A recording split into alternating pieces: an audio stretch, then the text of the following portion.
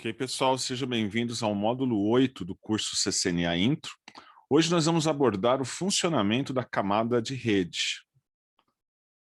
A camada de rede, a camada 3 do modelo OSI, é onde nós temos aí o endereçamento IPv4 e IPv6.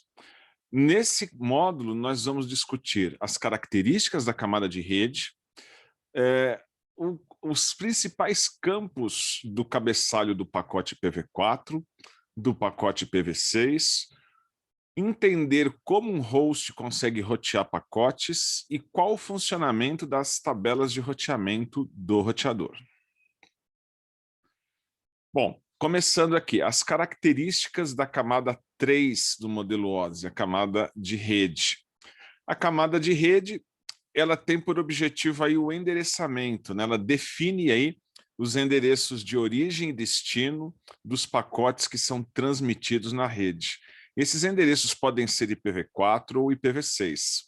Na verdade, a camada de rede possui aí 4 operações básicas, né? Prover os endereços lógicos aí para os dispositivos de rede, fazer o encapsulamento e desencapsulamento da informação, ou seja, os dados são quebrados em segmentos, esses segmentos são inseridos em pacotes IPs, né, como se fossem cartas, para que o roteamento possa ocorrer, para que a entrega dos dados possa ocorrer de um ponto a outro. E o processo de roteamento, né, a entrega, que é feito salto a salto, se vale dos endereços lógicos que foram definidos em cada um dos pacotes. O IP propriamente dito, né, o Internet Protocol, ele é a PDU da camada 3 é pacote, né, a informação quando passa pela camada 3 é pacote. Como a gente está vendo aqui, os segmentos que estão na camada 4, eles são inseridos aí dentro de uma estrutura chamada de pacote, onde eu vou ter, entre outros campos, os endereços de origem e destino. Todos os dispositivos intermediários, os roteadores que estão no meio do caminho, eles vão poder fazer a leitura do endereço de destino para definir qual que é o próximo salto para que o pacote siga a viagem até chegar ao destino. Ao contrário do que acontece com os endereços MAC, endereços IP de origem e destino não mudam, né? Por padrão não são alterados, enquanto os endereços MAC, né, que nós tínhamos visto nas redes Ethernet, mudam a cada salto. Ok, nós temos a função de NAT, a alteração de endereço privado para público, mas isso será discutido num módulo posterior, tá? Se não tiver NAT, né, se não tiver necessidade de fazer tradução de endereço, por padrão, os endereços IPs de origem e destino sempre permanecem os mesmos. Algumas características aí do Internet Protocol, do IP, né? O IP é um protocolo connectionless, sem conexão. Ele é best effort, de melhor esforço, né? Então, a ideia de sem conexão, o destino não avisa a origem se recebeu ou não os pacotes. E os pacotes são entregues por best effort, também não tem uma priorização de tráfego, não tem um QoS pré-definido, né? Os pacotes vão geralmente com fila única, né? Com first in, first out, primeiro que o primeiro que entra é o primeiro que sai. E uma característica importante também, endereço IP, a transmissão IP é independente do meio físico. Então, eu tenho pacotes IPs que são trocados aí, independente se eu tenho abaixo do IP, eu tenho Ethernet cabeada, com quadro Ethernet convencional, wireless, ou alguma conexão de WAN, né, PPP, Frame Relay, HDLC, ATM, não importa qual as tecnologias usadas nas camadas 2 e 1 para transmissão, na camada 3, tudo é lido genericamente como IP, e isso é o que garante aí a interoperabilidade entre redes bastante diferentes, talvez aí o sucesso das redes IPs que conseguiram aí uniformizar a troca de dados, por mais diferentes que os meios físicos sejam, tá? Então, endereços IPs não são orientados à conexão, quer dizer, não tem nenhuma garantia de que o destino vai receber. Aliás, o destino não informa a origem se recebeu ou não. Se tiver tráfego com a necessidade de garantir a transmissão, essa garantia vai ser feita na camada de transporte com TCP, por exemplo, vai ser por outros protocolos em outras camadas, né? O IP especificamente não tem conexão, não tem garantia de entrega, e só vai ocorrer garantia de entrega por exemplo, na camada de transporte para algumas aplicações, se necessário. A questão do best effort, né, é o melhor esforço. Então, não há garantia de entrega, não há confirmação e também não há garantia nenhuma de priorização, né? Então, os dados vão... eu não sei se o outro lado recebeu ou não, e também não consigo priorizar um tráfego em relação ao outro. Por padrão, existe um campo tipo de serviço, né, o TOS, que é usado para QoS, mas por padrão o campo vai com tudo zero nos bits, né? Se você não setar, não tem nenhuma prioridade prévia pré-estabelecida.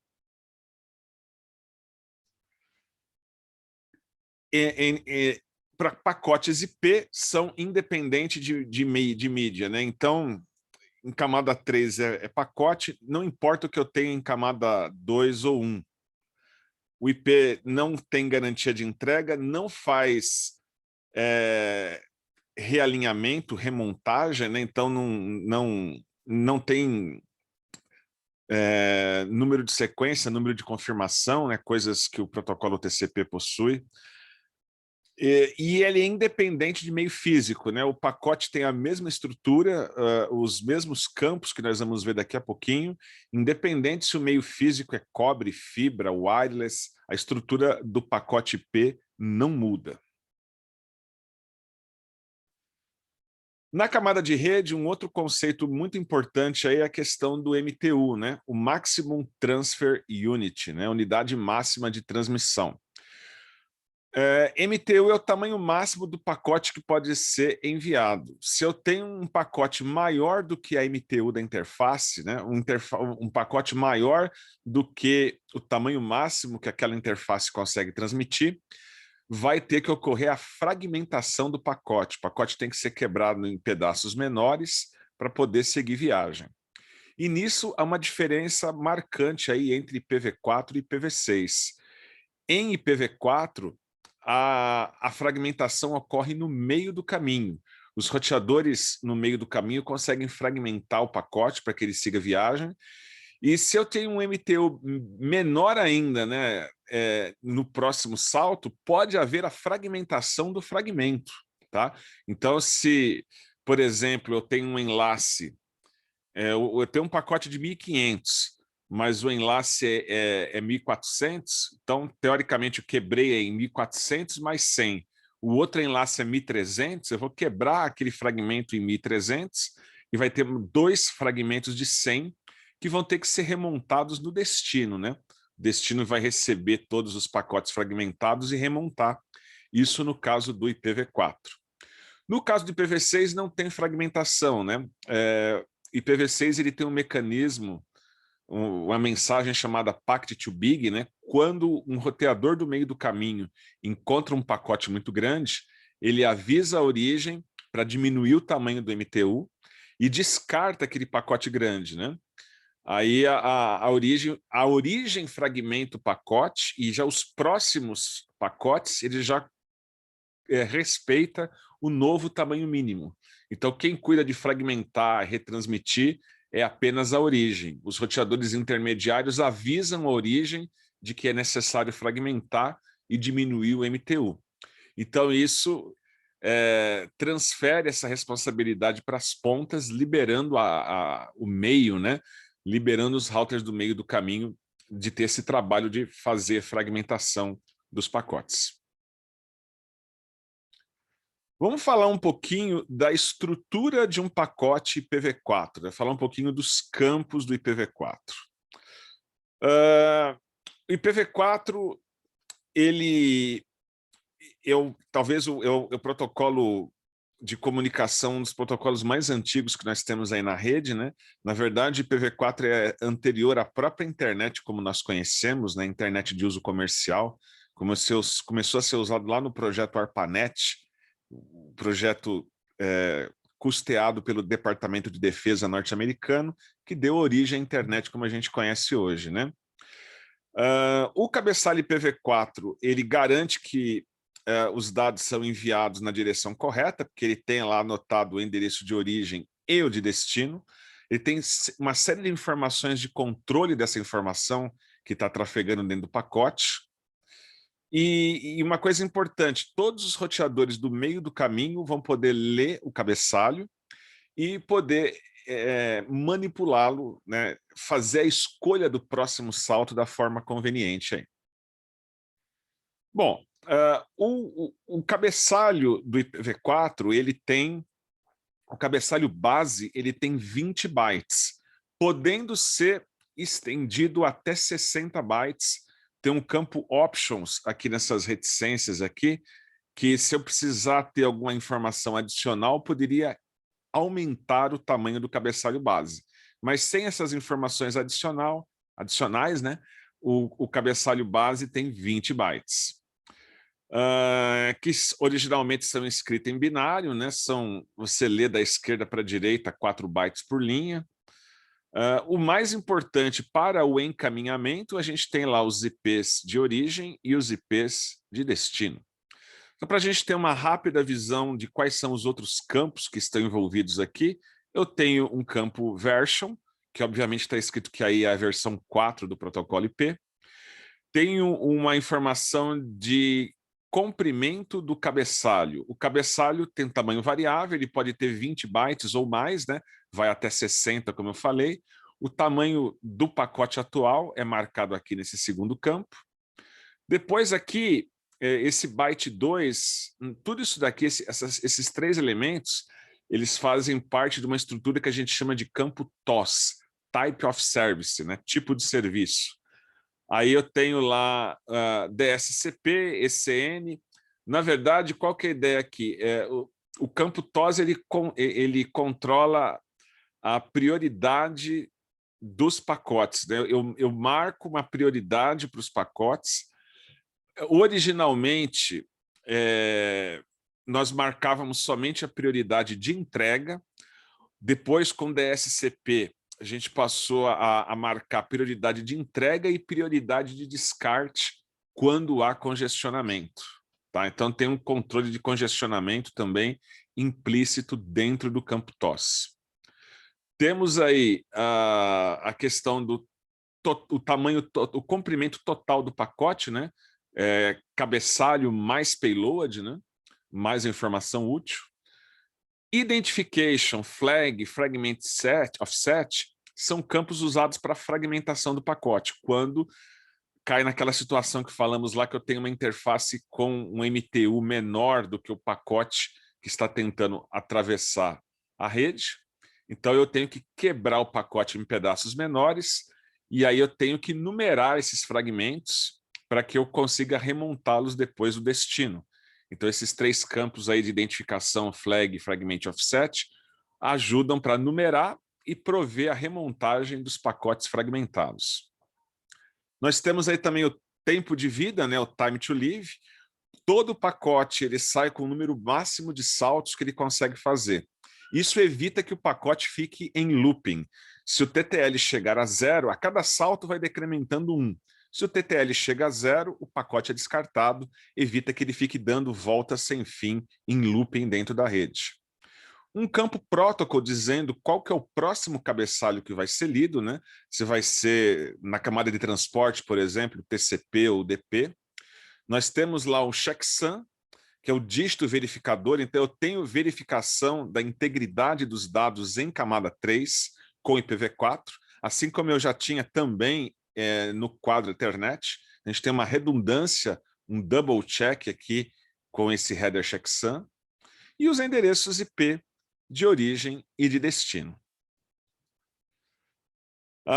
O material explica aí com mais detalhes cada um desses campos, né? Então, versão, serviços diferenciados, lá, o QoS que é usado no pacote IP é do tipo diff service.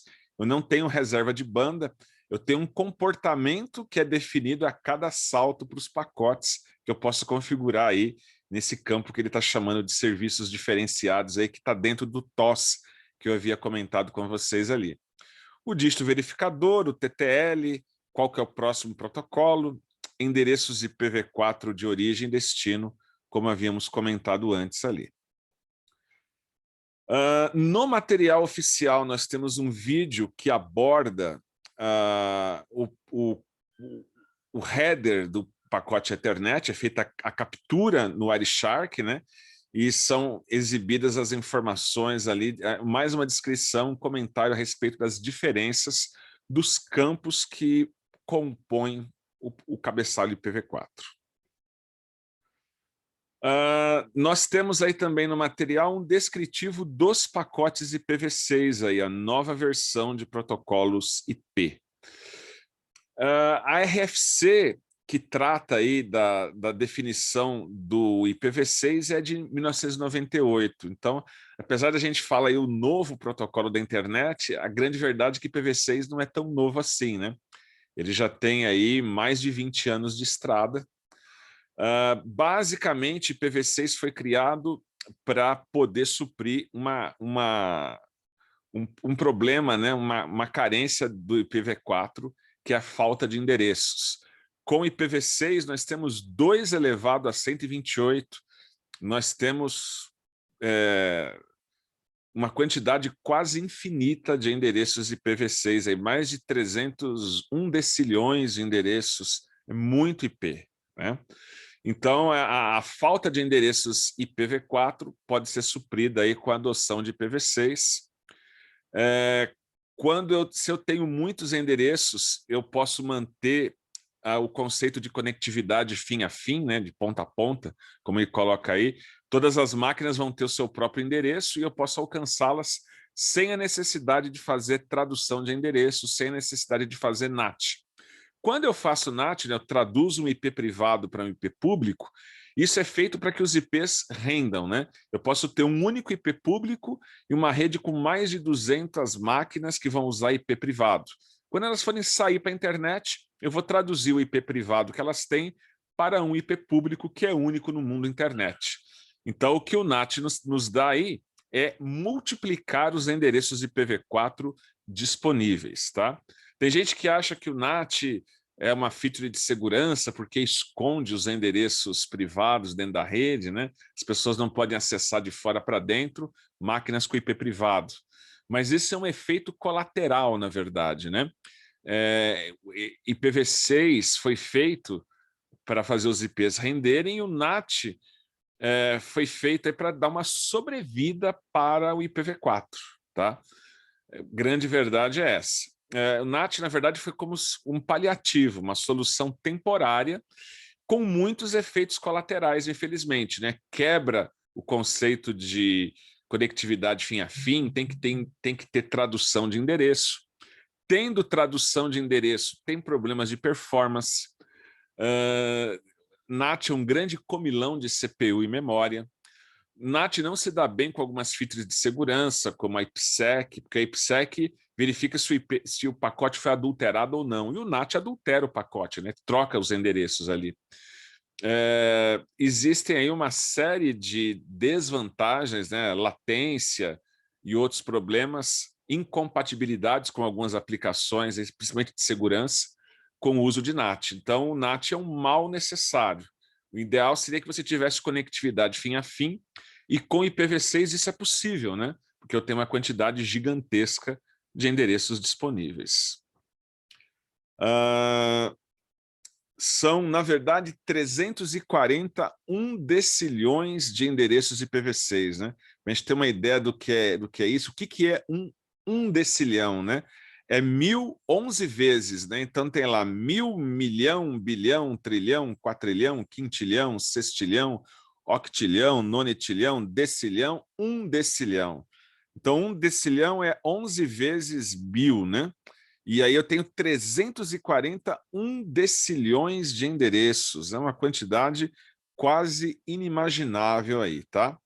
Então eu tenho uma quantidade gigantesca de endereços. Não só, assim, o carro-chefe do IPv6 é a quantidade gigantesca de endereços, mas não é só isso que eu tenho com o protocolo, tá? Eu tenho aí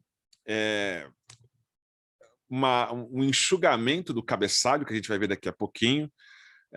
Eu tenho ali novas features, né? Podem ser colocadas em cabeçalho de extensão. Não tem a necessidade de NAT, então eu vou ter endereçamento fim a fim, né? Não preciso mais traduzir endereço, que eu posso dar IP público para todo mundo.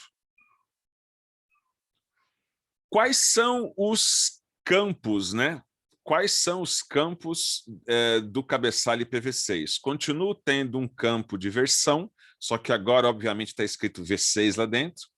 Tem um Traffic Class, que é o antigo campo TOS, que eu faço qualidade de serviço, priorização por pacote dos dados. Tem um novo campo de QoS, que é o Flow Label, né?